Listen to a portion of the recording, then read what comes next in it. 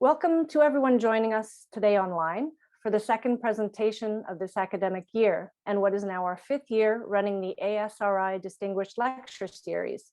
We acknowledge the generous funding by the Brooks Institute for Animal Rights Law and Policy for this lecture series. Thank you also to our co-partnering organizations for this lecture at the University of Victoria, the Center for Asia Pacific Initiatives and the Center for Global Studies. Today, we welcome Dr. Krithika Srinivasan from the University of Edinburgh, presenting under the title, The Ethics, Politics, and Ecologies of Farming Animals in Multicultural Societies, Insights from India. Dr. Srinivasan is Senior Lecturer in the School of Geosciences at the University of Edinburgh. Her research and teaching interests are deeply rooted in long-term field engagement and praxis in India at the intersection of political ecology, post-development politics, animal studies, and nature geographies. Her research rethinks globally established concepts and practices about nature-society relations. Through empirical projects on street dogs and public health, biodiversity conservation, animal agriculture, and non-elite environmentalisms, her scholarship focuses on decolonizing and reconfiguring approaches to multi-species justice.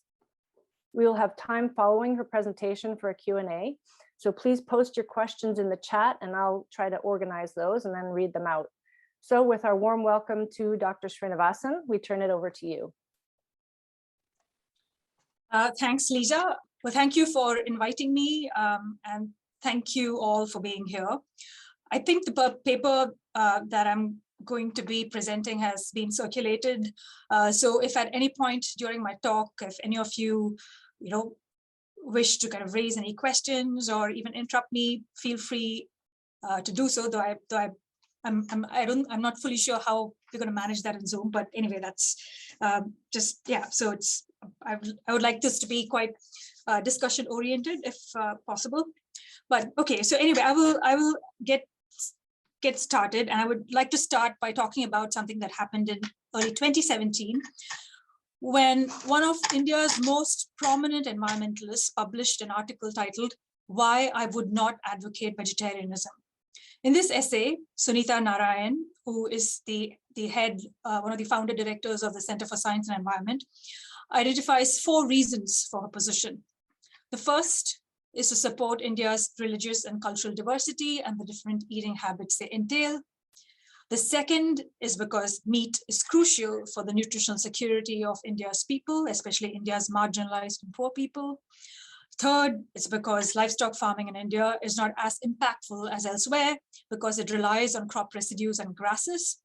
And fourth, because livestock farming is central to farmer livelihoods. And more crucially, it's not carried out by agribusinesses in India, like in other parts of the world, such as in the US and South America. Now, Sunita Narayan's essay broke the long silence within the environmental movement in India about the socio-ecological consequences of animal farming. Nonetheless, Narayan did so only to reinforce the ideas that animal-based food systems in India do not require the critical attention that they have received in other parts of the world, and that supporting meat-based diets is core to upholding India's secularism. Now, this is a position which is held not only by Narayan, but also by other social and environmental commentators, including social science scholars in and of India. Now, in this talk, I examine the socio-cultural political conditions that have shaped this position and investigate its implications in the context of transformations in the character of animal farming in India. I discuss how the violent politics around cows, beef, and meat in this country has preoccupied societal debate, leading to the overlooking of serious social, ecological, and animal justice concerns associated with the intensification of animal agriculture. Specifically, I will suggest that the predominant emphasis on cows and consumption of meat has led to the backgrounding of significant transformations in production. I will conclude by stressing why the social sciences have a special responsibility to create the possibilities for sustained critical attention to the intersecting social, ecological, and animal vulnerabilities produced by India's animal-based food systems. In this talk, I will be using these terms, animal source foods and animal-based food systems. By animal source foods, I mean anything that comes from an animal, so everything from dairy to meat to eggs, fish, birds, insects. and animal-based food systems. I use that to refer to the entire, everything from production to, production to consumption, and everything that falls in between. So the entire system as a whole that deals with animal-based foods. Okay, so scholarly and public conversation in India on these issues have revolved primarily around animal source foods and culture. There has been a long-standing identification of vegetarianism as an upper caste Brahmin Hindu practice that reinforces social, specifically caste hierarchies and marginalization, with vegetarianism coded as purity and omnivore, or non-vegetarianism as it's called in India, coded as pollution. Vegetarianism has therefore been theorized as politically regressive. This has been accompanied by the promotion of meat consumption as a way of renouncing caste and of displaying solidarity with people from marginalized caste and religious, that is, non-Hindu backgrounds. Nutrition has been another dimension to these perspectives, with eggs and meat seen as important sources of protein for low-income and socio-culturally marginalized communities. These concerns about the socio-cultural place of vegetarianism have been heightened by the religious Hindu right-wing deployment of cow protectionism as a means of enacting violence against caste and religious minorities. Apart from adversely affecting livelihoods in farming by making it difficult to get rid of unproductive dairy cows, this has generated police harassment and vigilantism, including lynching, which I'm sure all of you have read about in the news, targeting people from Muslim or Dalit backgrounds suspected of slaughtering cows and or possessing or selling beef. Now, religious norms may have inhibited what Furat and Lepie call the animalization of diets in India. The overall per capita levels of meat consumption and animal source food consumption in India are among the lowest globally. Yet, her urbanization, rising incomes, and exposure to global norms mean that many people who belong to traditionally vegetarian communities now eat meat, including beef. Animal source foods are associated with modernity, prosperity, and progressiveness, especially among those from elite backgrounds. Meat consumption is now cool in India. These conflicts around culture, consumption, and cow protectionism in India have unfolded alongside the steady expansion of animal agriculture. India has the world's largest livestock population, with a share of around 13% of the global livestock population in less than 5% of global agricultural land. The Indian livestock sector is among the top 4 methane emitters in the world, and that's the only reference to climate change in the stock. The sector directly affects the lives of a conservatively estimated 536 million mammals, 852 million birds, and 11.6 million tons of captured and farmed fish every year. And this is from the Indian government's livestock census. Now, agriculture, both plant and animal, is the biggest source of livelihoods in India, and around 82% of farming livelihoods belong to the small and marginal sectors. At the same time, the overall trajectory of agricultural development in the country is in the direction of high-tech and increasingly corporatized production, underpinned by profit motivations and high-end markets. And this is not just animal agriculture, but plant agriculture as well. Now, while food security and farming livelihoods were the focus of post-independence interventions in livestock agriculture, since the 1990s, the unrolling of market liberalization and privatization has shifted the character of animal-based food systems in India. The bovine sectors, that is the dairy sector's Operation Flood program, was lauded internationally in the 70s for its successful cooperative model and techno-scientific interventions that boosted dairy production and enhanced farmer livelihoods. Post-liberalization, however, the dairy sector is now populated with national and transnational processing corporations that operate alongside and often along with small and medium-scale farmers through procurement arrangements. Operation Flood cooperatives increasingly act like corporations in order to remain competitive, and the range of products has expanded from milk to processed items of, right from ghee to ice cream to cheese, to create the world's largest dairy industry. Now, these changes, coupled with the opening of the dairy sector to export markets, has resulted in surplus production and a sharp fall in dairy prices, in line with trends on global markets, with documented impacts on small farmer livelihoods. So that's dairy. The poultry sector is equally commercialized, or even more so. Chickens dominate the sector, and India is the world's third largest egg producer and the fourth largest chicken meat producer. The sector has transitioned in less than 30 years from backyard farming to highly organized and vertically integrated systems, with around 80% of the market share belonging to a very small number of corporations. When it comes to aquaculture, India is the world leader after China, with around 88% of farmed fish sourced from inland aquaculture. Indian aquaculture targets export markets, especially for shrimp and prawns. Small ruminants, that is goats and sheep, compose another important part of animal-based food systems in India. Now, this sector is, while still mostly extensive, is beginning to experience intensification, with some corporations bringing in imported breeds and developing integrated systems and contract farming, mainly for export markets. Now, in all these livestock sectors, the shift from subsistence farming to high output production is accompanied by commercialization. The justifications for and targets of expansion and intensification are higher income, urban, and export markets, with economic value lying not just in the food products, but also in inputs such as pharmaceuticals and feed. Science and technology have been indispensable to these changes, with a range of specialist institutions under the Indian Council for Agricultural Research, spearheading interventions for selective breeding, that is to achieve high yield and high feed conversion ratios, artificial insemination, semen farms, disease control and prevention, development of feed, and the tailoring of husbandry practices to enhance output. But the external physical form of livestock holdings remains relatively small, except for layer farms, unlike stereotypical factory farms and ranches in other parts of the world, which makes intensification far less visible. So when it comes to dairy, for instance, most of the kind of dairy setups are, 2 or 3 animals. So it does not take the form that one might be used to seeing in intensive farms in Europe or in the US, in North America, or in other such parts of the global north. I have so far laid out 2 dimensions of animal-based food systems in India. The first, and the most debated and theorized, are socio-cultural conflicts and identity politics around meat consumption and cow protectionism.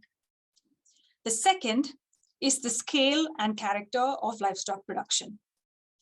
In India, like I said before, per capita animal source food consumption remains among the lowest globally, even if the majority of the country's people consume meat. So India is not a land of vegetarians. Most people in India eat meat, and in almost all people consume other animal source foods such as dairy. At the same time, you find that the per capita levels of consumption are quite low. However, this doesn't mean that production levels are low. Livestock production levels in India are among the highest in the world because of the large dairy and egg sectors, and because of commercialization directed at export markets.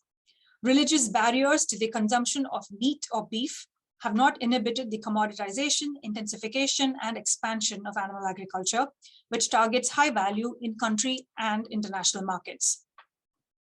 Now, commoditization processes work in tandem with the socio-cultural context.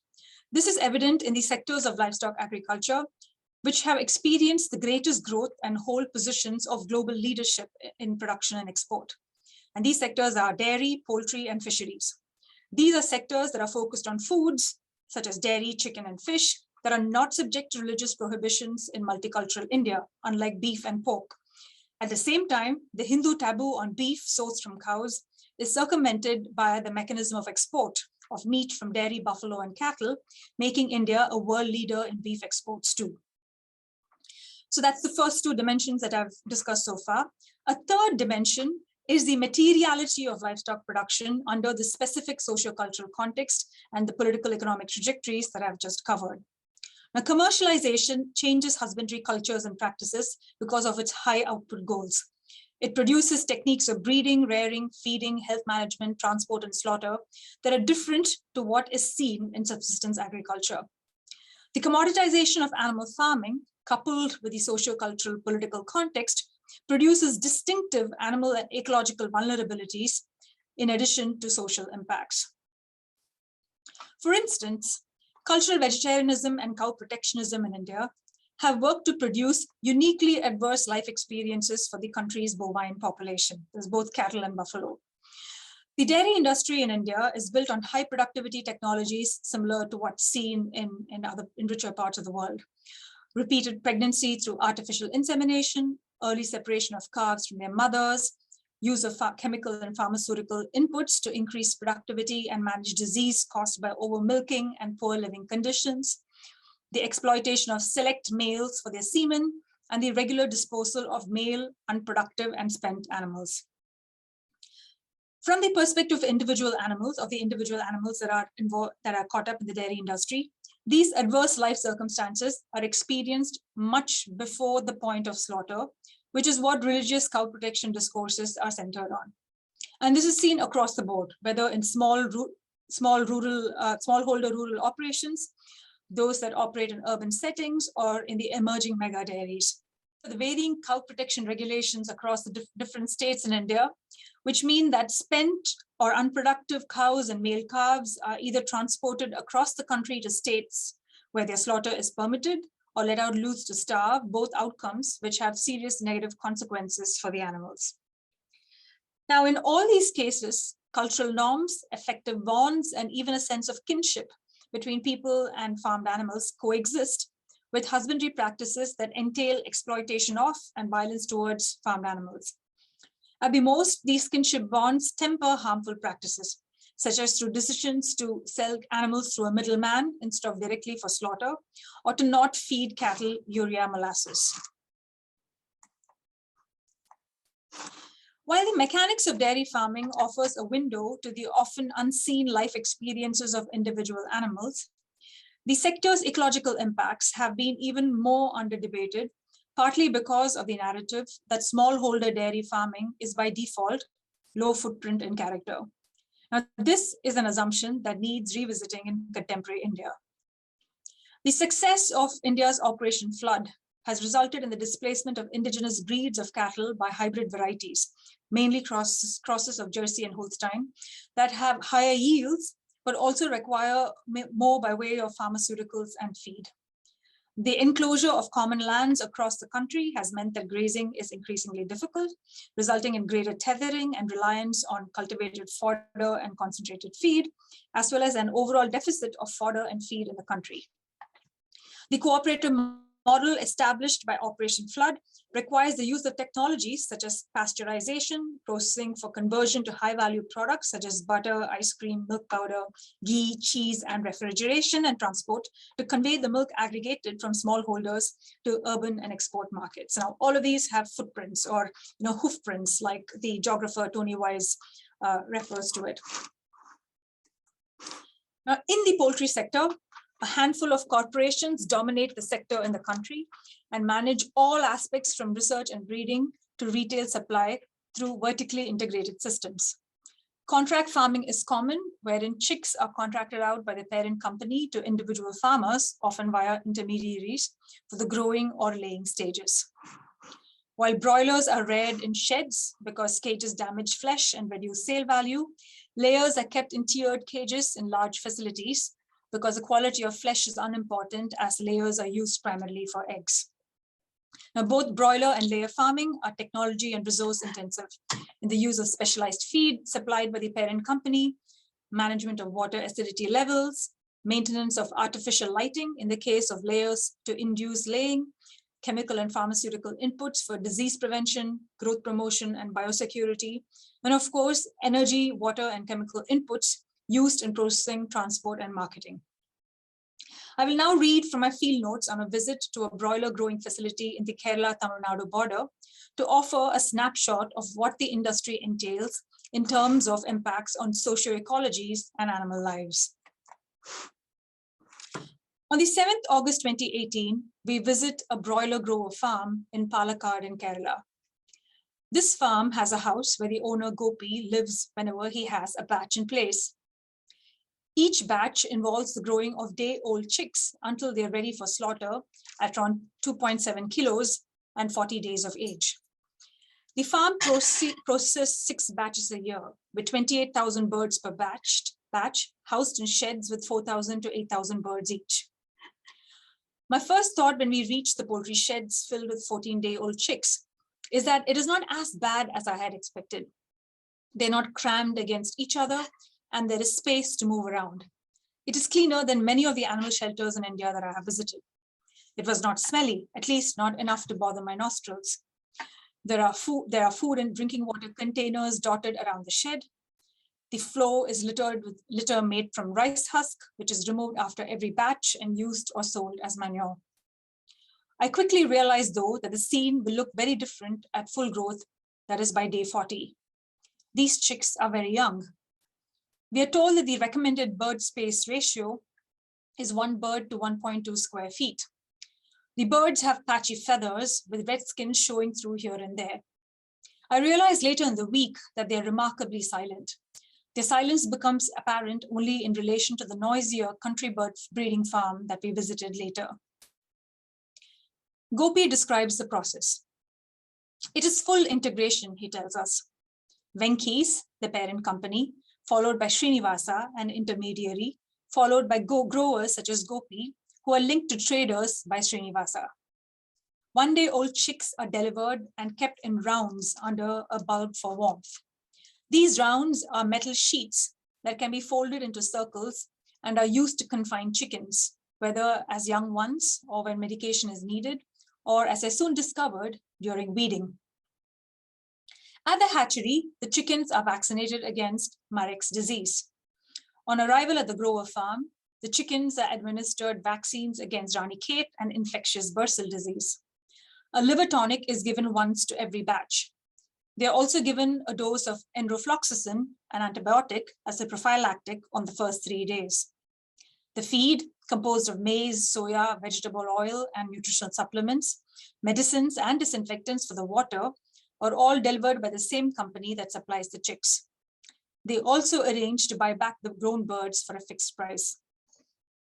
Gopi explains that the main losses are from mortality, which is around 3% per batch. Mortality before sale and slaughter, that is. Mortality occurs not just because the chickens die before slaughter, but also because they are weeded out and culled. I see a round with around 22 chicks in various stages of debilitation. A couple of them are dead. Someone else asks him why they have been segregated, and he says that they are unwell in some way or the other. Some of them have enlarged livers, some are injured with broken bones or dislocated hips, yet others have congenital problems, or they're simply not eating enough. No matter what the problem, these birds have to be culled as they will eat but not reach slaughter weight. He doesn't want to waste food on them, and so weeds them out from the larger population every day to cull them. Before we realize what's happening, he demonstrates the culling. He picks up one chick by her leg and with a deft flick of his wrist, bashes her head against the metal round and throws her on the ground. The other chicks rush to huddle in a corner of the round, as far away from this as possible. The chick lies twitching, gasping, eyes rolling for around 10 minutes before she finally dies. At some point later in the tour, Gopi repeats the demonstration with another chick in the round. The conversations continue. Gopi is very knowledgeable and says he knows as much as a veterinary doctor because he has been doing this for more than 30 years. He talks about feed conversion ratios and explains that if there is any disease, they treat with an antibiotic called gentamicin. Around 25% of batches need this. At a later point, he takes me to the medicine room to show the disinfectant amprolium that is added to the drinking water. BioBuster, another disinfectant, is sprayed on the birds if conditions are particularly humid. He explains that humidity control is key. When it gets dry and hot, they spray the room with water to keep moisture levels right. Gopi takes pride in the care he delivers to his flock. He says that they are lazy birds that will just huddle together if left to themselves. So they need to be disturbed every 30 minutes or so to get them to go to the feeders and eat. Eating is key, for they need to eat to be ready in time for sale for meat. He says that he can spot a sick bird by sight from years of experience, and that he often even does postmortems to identify the cause of a problem that seems likely to spread. He offers to do one for us. We refuse politely.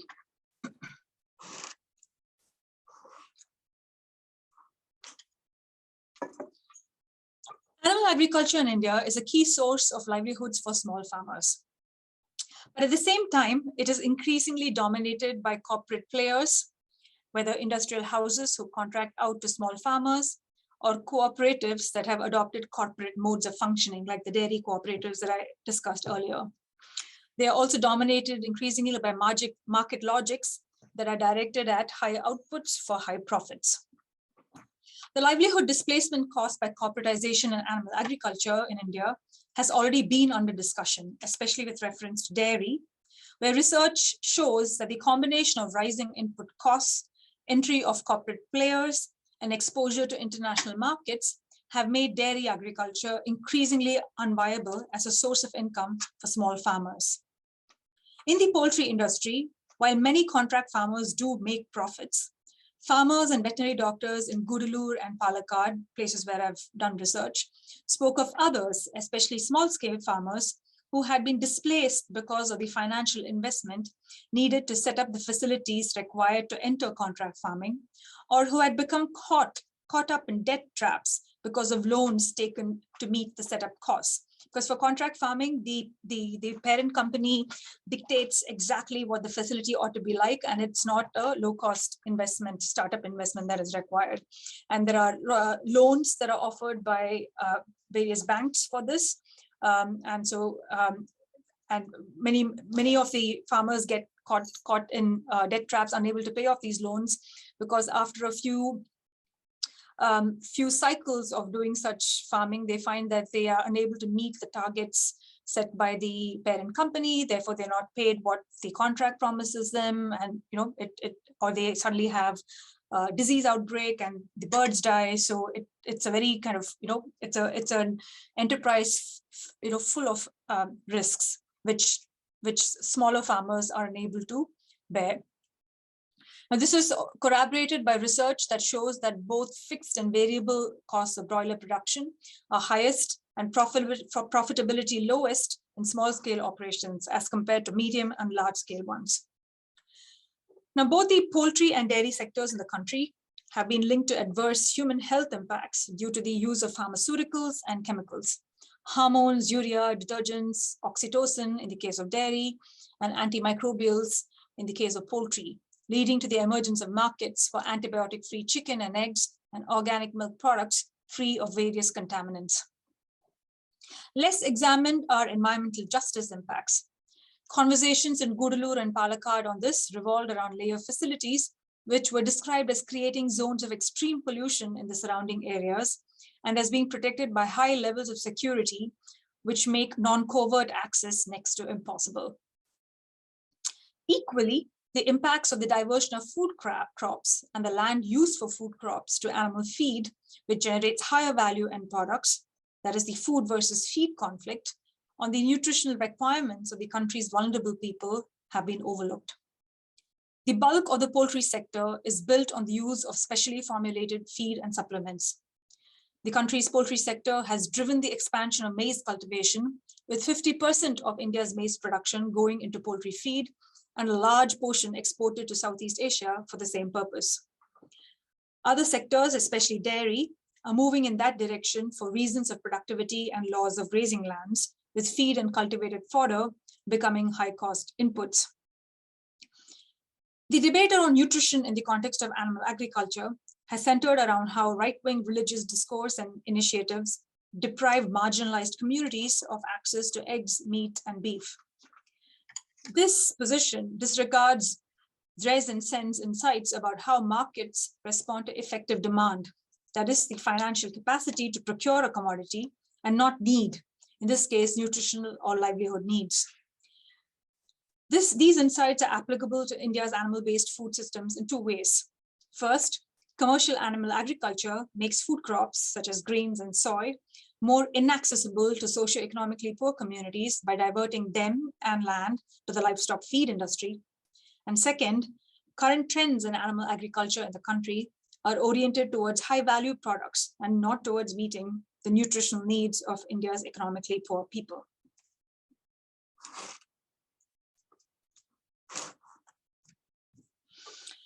Okay, so animal agriculture in contemporary India, despite being composed largely of smallholders, and that is an important point, right? Because the physical form, like I said earlier, is different. But just because it's composed largely of smallholders, it doesn't mean that it's not experiencing intensification and the related more than human and social problems that you see in other parts of the world. However, cultural conflicts and identity politics around meat and vegetarianism and attendant social justice concerns have deflected critical attention from these transformations in animal agriculture and from their more than human impacts.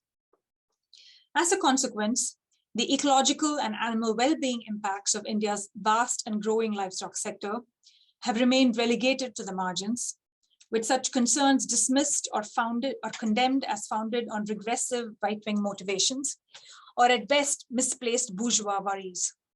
This is evident in critical social science scholarship on animal agriculture in India. Only 15 sources in a social science data set of 126 works dealt seriously, that is beyond passing references, with animal well-being, of which 5 are by the same author, and 3 with ecological issues. A review of coverage in the year 2019 across 3 major Indian news outlets, the Hindu, Indian Express, and the Wire, presents a similar picture. Out of 285 articles, only 14 were on ecological issues, 8 on animal well-being, and 9 on both social and more than human concerns. But that's only one part of the story. Cultural vegetarianism has equally diverted attention from the shifting contours and ramifications of animal agriculture in a different manner, by creating a sense of complacency among India's high animal welfare credentials among many parts, but not all, of the animal protection movement. The focus on meat and cow slaughter deflects attention from the vast and more pernicious dairy industry in the country. The same sense of complacency goes for the size of livestock holdings in the country. It is incorrectly assumed that small holdings automatically mean low impact practices. It is in the backdrop of this socio-cultural political context that Sunita Narayan articulated her position on animal agriculture in the country. This is a position that is espoused by not only social science scholars, but by also social justice and environmental groups, either explicitly through the active promotion of meat consumption and beef festivals, or implicitly as reflected in their silence on these matters. None of India's major environmental groups have a program on animal agriculture, including those that have programs in sustainable agriculture. They don't touch animal agriculture. But this state of affairs to me indicates short-sightedness in at least 3 areas. First, on the part of animal protection groups that sometimes fail to see how the idea of animal well-being has been co-opted and misused by religious right-wing formations. Second, on the part of social justice and environmental groups that adopt the easy path of dismissing and disavowing animal and ecological vulnerability in animal farming because of the danger of conflation with sectarian narratives. And most crucially, third, on the part of the social sciences and humanities that have predominantly taken the route of either celebrating animal-based food systems as a way of contesting sectarian forces and enabling livelihoods, or of simply avoiding the subject of their adverse impacts.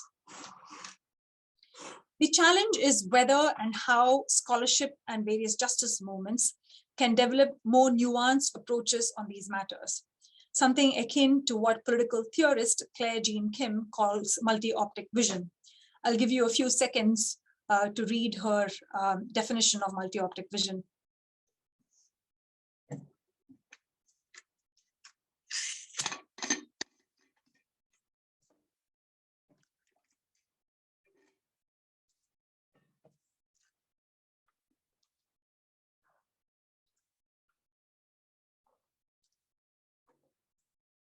So what would this sort of a multi-optic approach entail?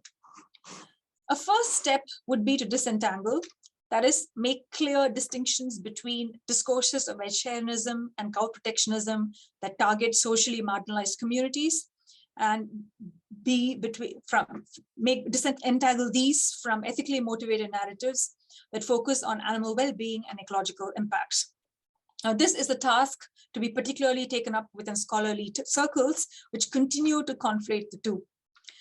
Another question is how to advance these debates around animal-based food systems from the current impasse of silences, mutual disavowal, and the focus on culture, consumption, and related identity politics. This is where the social sciences have a particularly crucial role to play. Advocacy and activist groups may not have the time and resources for sustained reflection on the long-term and knock-on impacts of assumptions, strategies, and actions.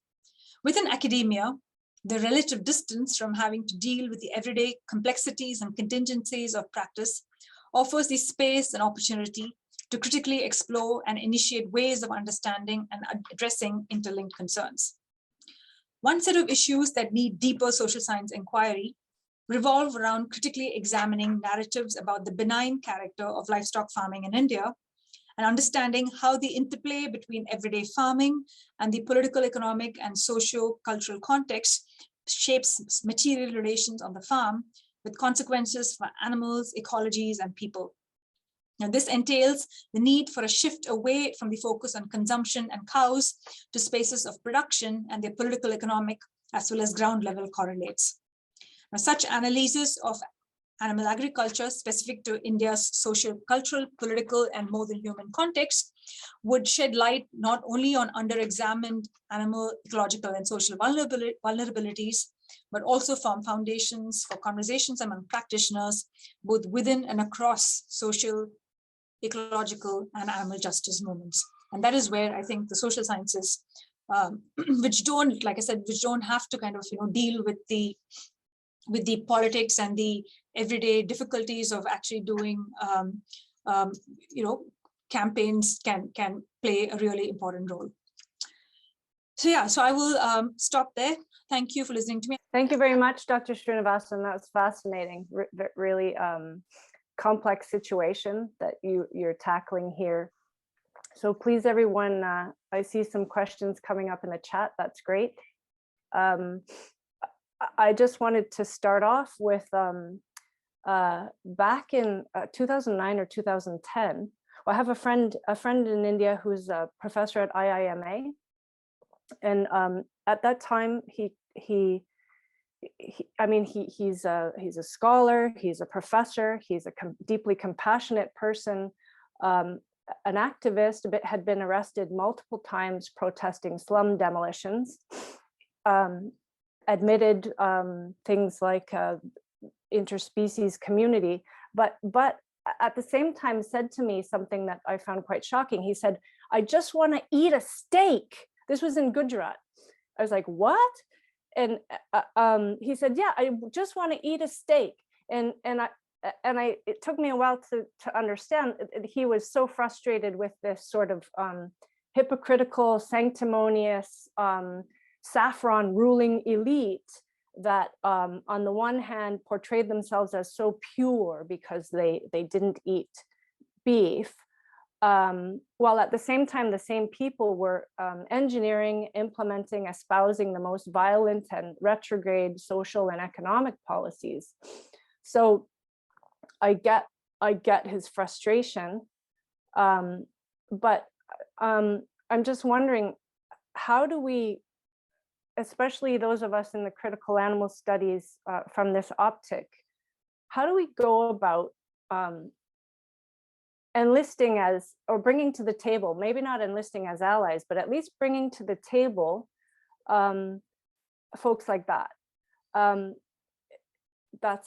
That I see as such a challenge. And I think maybe going from mutual disavowal to mutual avowal. Do you have any comments on how we might proceed?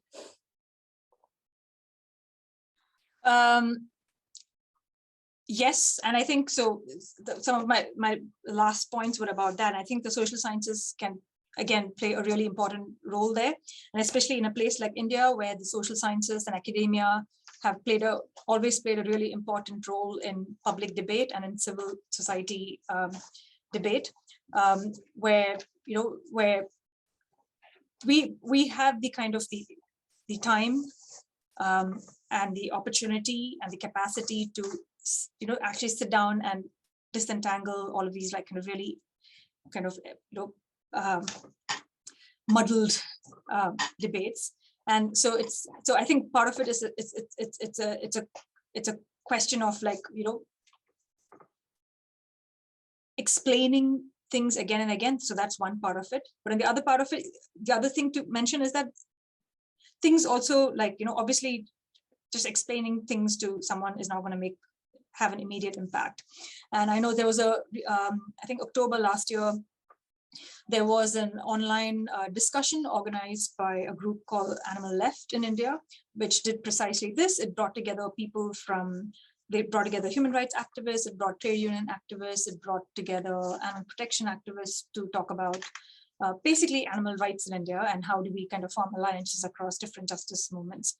And what there were the people from the human kind of end of the justice spectrum had to say was that while they were able to kind of see where what they perceived as the more thinking people in the animal protection movement were coming from, they were also of the view that animal agriculture in particular, animal-based food systems in particular, was not the place to kind of start thinking about these alliances. They were like, we can think about alliances in the context of dogs and cats, maybe circus animals, maybe wildlife, but not food, not animal-based food systems, because it's just too political, it's just too fraught, right? So that was their position. But I think that particular seminar was a fantastic stepping stone, right? Like, it's at least there were people sitting together on the same platform, if not the same table, and talking about these issues, and actually trying to understand each other's viewpoints. So that's how I think, because these things have a long history, right? So it's not the sort of thing that can be undone quickly. Does that answer your question, or did I completely? Yeah. I mean, it's such a huge challenge. I appreciate you taking it on. This sort of it's a taboo almost, isn't it? I have a question here from Molly Holmberg. She thanks you for a fabulous talk. One thing I've been sitting with in relation to Claire Jean Kim's work that I think comes up here: to what extent should multioptic work require real multioptic alliances again, and accountability? Like, for example, how might collaborations with Muslim and Dalit scholars and activists interested in more than human work shift animal activism? And do you have plans to explore those kinds of collaborations? Yeah. So I think part of my earlier response, I think, might have addressed some of that question. So the last year I was in India. I've just come back to Edinburgh, where I was doing research on precisely such questions. And I must say that it hasn't been easy to find such collaborations. I did find a couple of people who are doing such work. One person in particular was a Dalit activist, and their position was that, like, because the issue is again so fraught, leave it. What they were telling me was that we should leave it to them to talk to people from their community about these issues, because anything that somebody from a non-marginalized community says about this is going to be received the wrong way, right? So that was their position. So I'm just like kind of, so yeah, we, such collaborations are really important, but I think we need to kind of really think carefully about how do we actually make those collaborations. I don't think it's going to be as kind of simple as saying, okay, come, let's all get together and collaborate or talk, because it's, yeah. Right, yeah.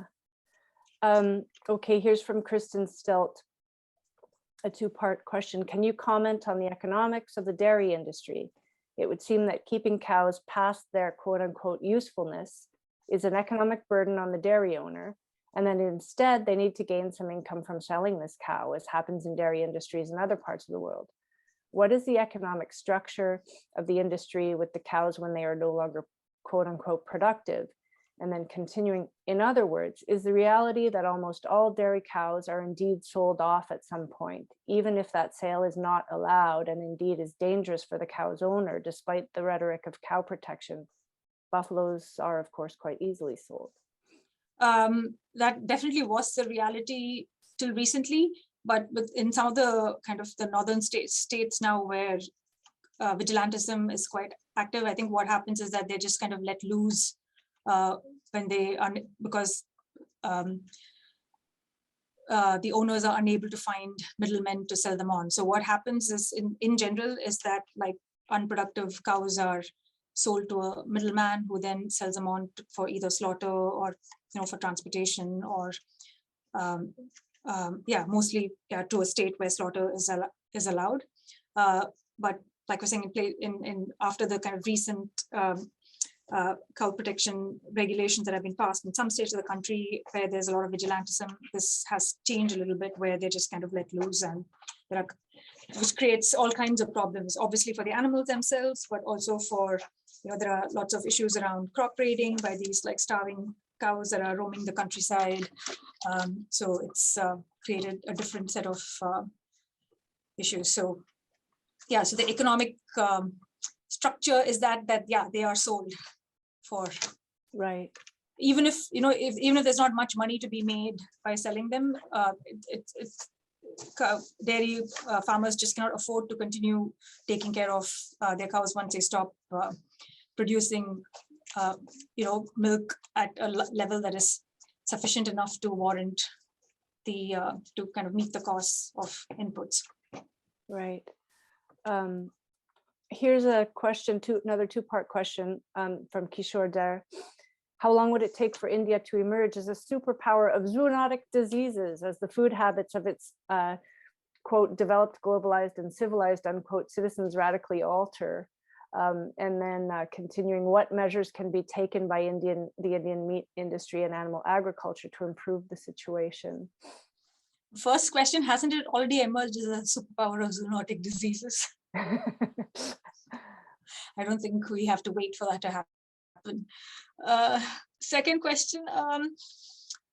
So I know that there are some organizations that, even if they're not trying to work with the meat industry per se, they're trying to work with industry to kind of change things. So for the meat industry, definitely. So organizations like the Humane Society, International India, I think they worked quite a bit with the poultry industry to kind of bring about better animal welfare standards.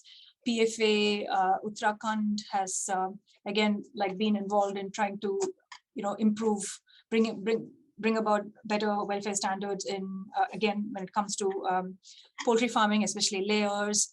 There are other organizations like the Good Food Foundation that is trying to Good GFI, Good Food Institute in India, that is trying to promote the alternative meat industry, and therefore kind of work with industry in that respect. So there are these kind of various sorts of initiatives that are in kind of unfolding in India, mainly from the animal protection sector or from those who are allied with the animal protection sector. To what extent they will actually improve the situation, I think, is up for debate, because what one has seen in other parts of the world is that animal welfare in itself, can create other kinds of issues, and sometimes can help to again deflect attention from some of the other kind of realities by saying, we're eating happy chicken or humane chicken. It kind of helps to hide the the exact nature of what, say, free range or humane is. Right. Okay, from Krishna Hunihari. Western researchers have concluded that building factory farms away from where people can see or visit them, making people forget that meat comes from slaughtered animals, having different words for the living animal and their flesh, and so forth, are ways in which omnivores reduce their cognitive dissonance. How do these strategies change in India? Are there other ways of negotiating the meat paradox among Indian consumers? It's an interesting question, because I mean, as Krishnoni probably knows, and many of you might know, there's a lot of slaughter that takes place, especially of birds, that takes place in the open in India. You just need to like walk along the street and you'll see birds being slaughtered in the open. And that doesn't really stop people from eating their meat. So my hypothesis, completely untested, is that like when there is an initial separation from kind of seeing these things, and then you suddenly see those things again, that's when it becomes something that has an impact on you and makes you experience, you know, a kind of like a desire to not engage in that practice. So if you haven't seen an animal being slaughtered for a long time, and then suddenly you see an animal being slaughtered, and then you're like, oh my God, I can't eat these birds anymore because it's really horrible to see them slaughtered. But if you're seeing them every day, then you kind of get inured to it, right? So you don't,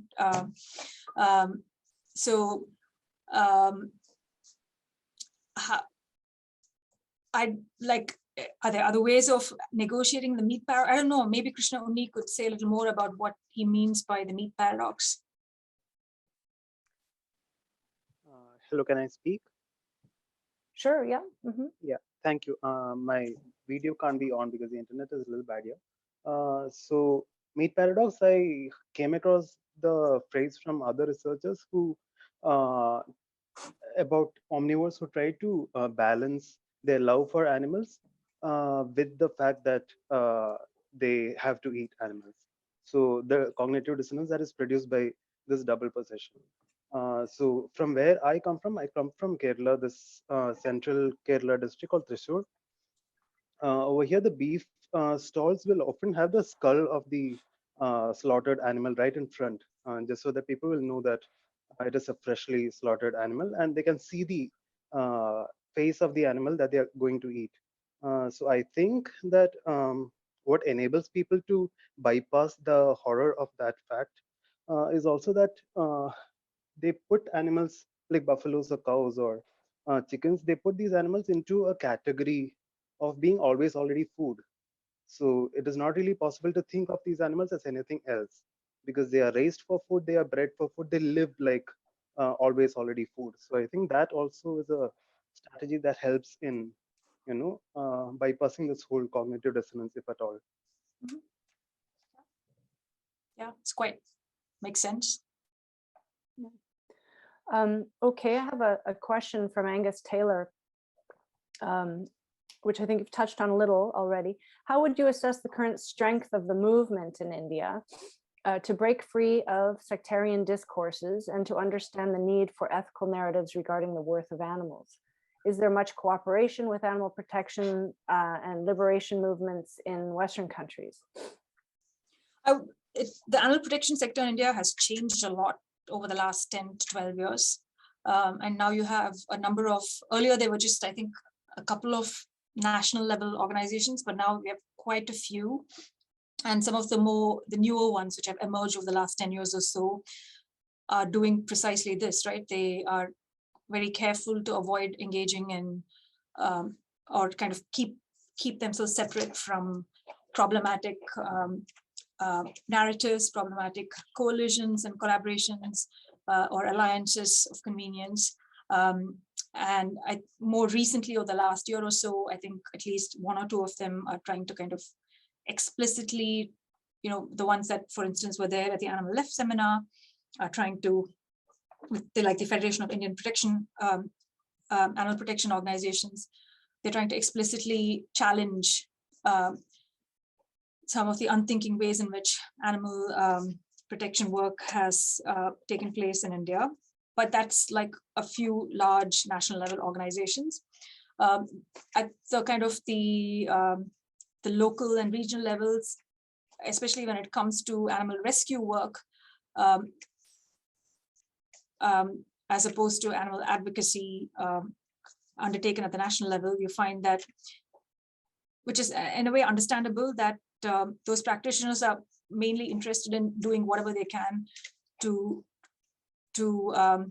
make things more bearable for the animals that there are. And, you know, if that means cooperating with or working with cow protectionists, they might do that. I'm not saying they always do that, but they might do that. Or if it involves making use of cow protection regulations to be able to seize a truck transporting cattle illegally, they would do that, and they see themselves as just kind of following the law as it exists, as opposed to promoting any sort of sectarian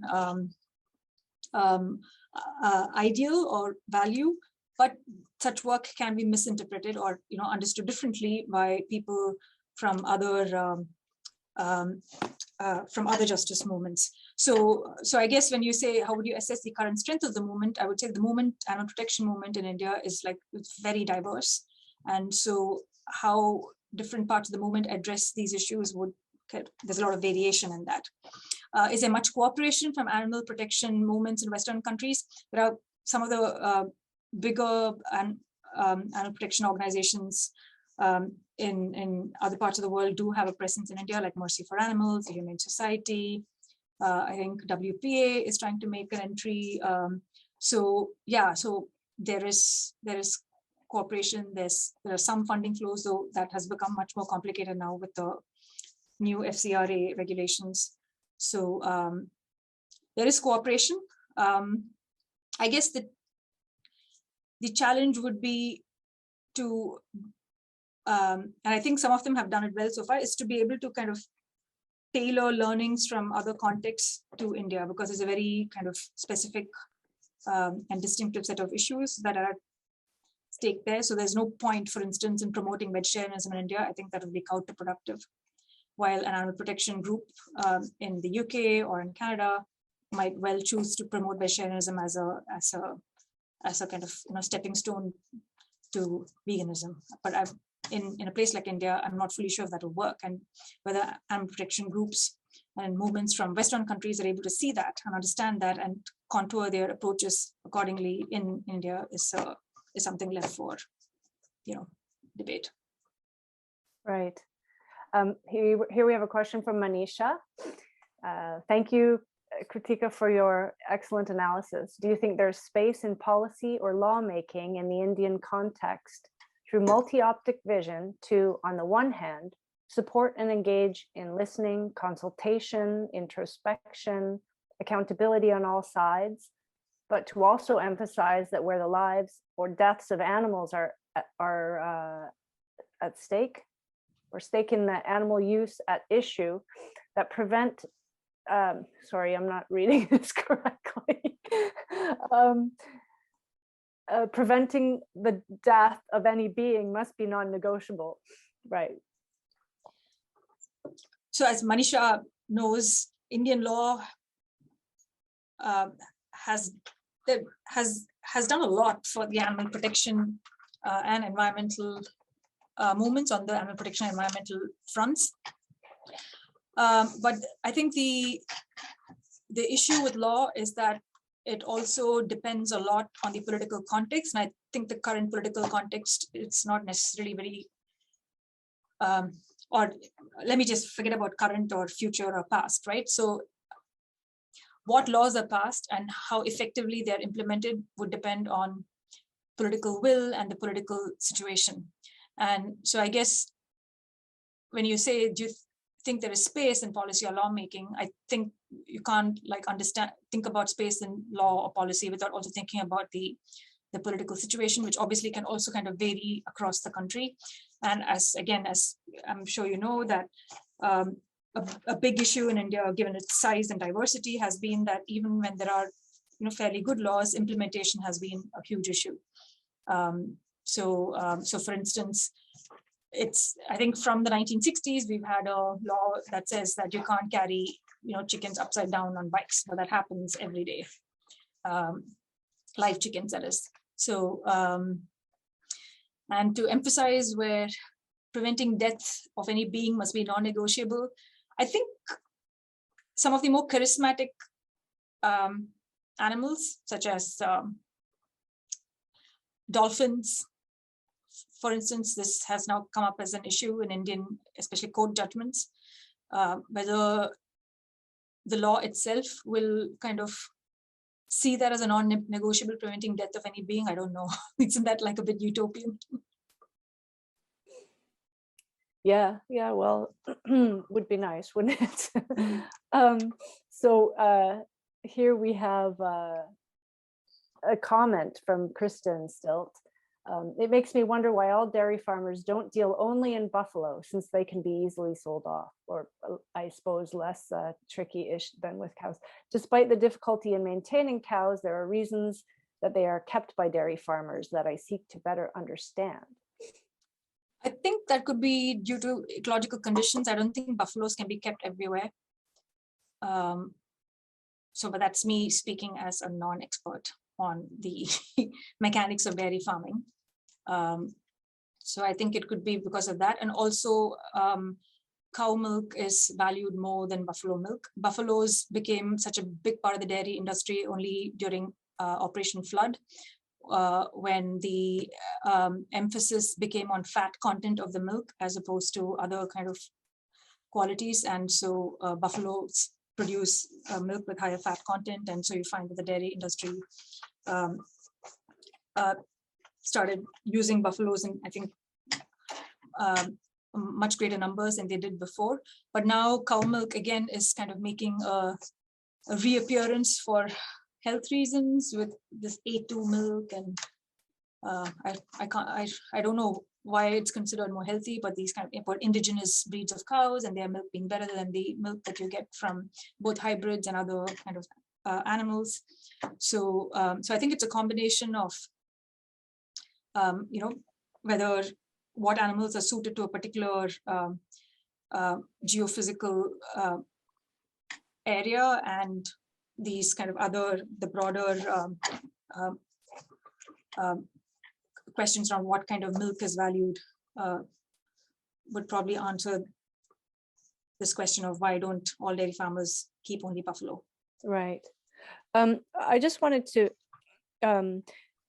this issue that you talk about, the conflation of animal protection and ecological discourse with religious and right-wing discourse, has this gotten worse since the election of Modi? Can you repeat that, please? Sorry. You talk about the conflation of animal protection and ecological discourse with the religious and right-wing discourse, and how that needs to be teased out. Has that sort of the obscuring of this nefarious link, has that gotten worse since the election of Modi in 2014? It's definitely so interestingly, I want to say yes. And probably the answer is yes. But on the other hand, I do find that there is more kind of meaningful conversation around these matters now.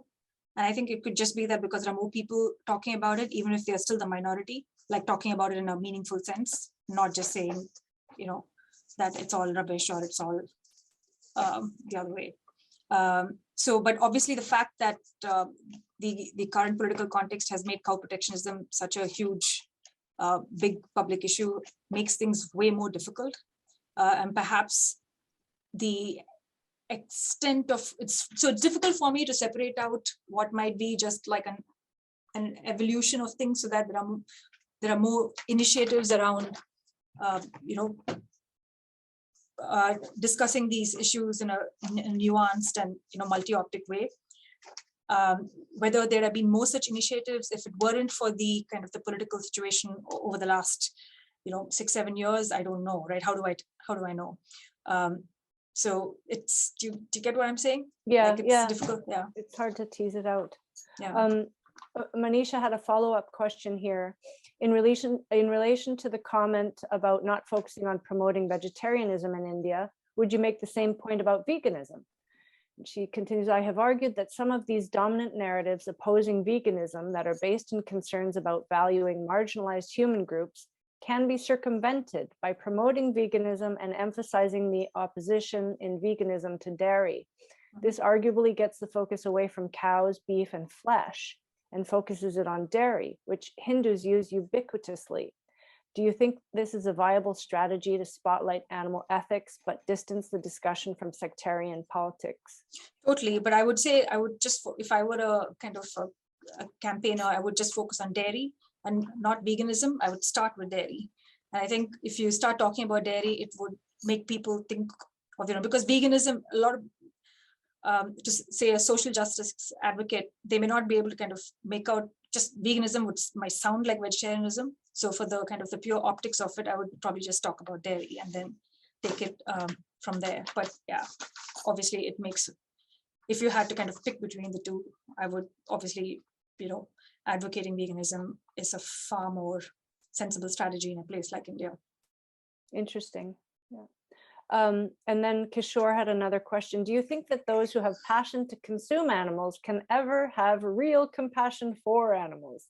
I do. I know lots of people who eat animals, but who are like absolutely committed animal protection workers. They may not work with farmed animals, but they work with other animals, and I don't doubt their compassion and their commitment. So, so I think it's possible. Yeah, interesting. Yeah. Okay. Well, and I see that Victor Ramraj wanted to say on behalf of the Center for Asia Pacific Initiatives at UVic to thank you so much for a very interesting and thought-provoking talk and discussion. Yeah. So, I just want to thank you, Dr. Srinivasan, and we'd also like to thank the Brooks Institute for Animal Rights Law and Policy for funding our lecture series. Thank you also very much to our co-partnering organizations for this lecture. Those are the Center for Asia Pacific Initiatives and the Center for Global Studies, both here at UVic. Next up in our distinguished lecture series is the online presentation on November 17th by Dr. Núria Almirón, who's co-director of the Center for Animal Ethics at the Universitat Pompeu Fabra, Barcelona in Spain, who will be speaking on Compass, Lobbying and Compassion, Interest Groups, Discourse, and Non-Human Animals. There's her slide up there. And Dr. Srinivasan, thank you again. That was wonderful, fascinating. We have a lot to think about, and obviously a lot of work and discussion in these mutual avowal realm ahead of us. Obviously, thank you so much. It was really fantastic. Thanks very much. Thank you for having me. Thank you for the questions. Most welcome. See you all next time. Bye. Bye.